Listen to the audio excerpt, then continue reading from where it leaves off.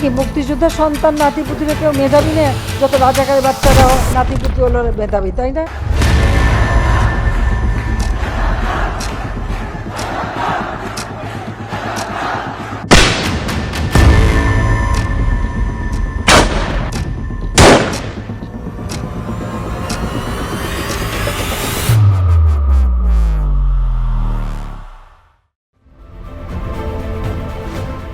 আজ রাজপথে প্রতিটি ইঞ্চি সাক্ষী হয়েছে একটি নতুন ইতিহাসের।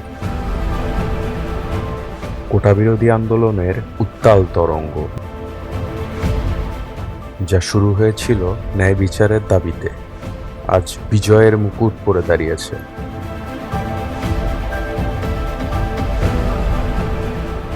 আমরা জিতেছি।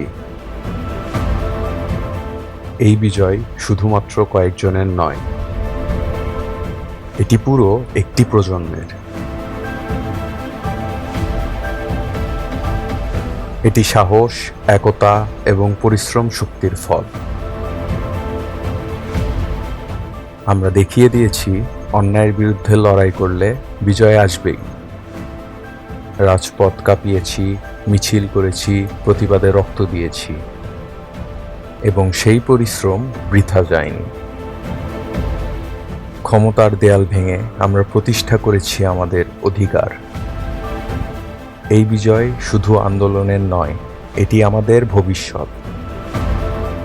একটি স্বপ্নের বাংলাদেশ, যেখানে প্রতিটি মেধাবী ছাত্র তার যোগ্যতার প্রাপ্য পায়।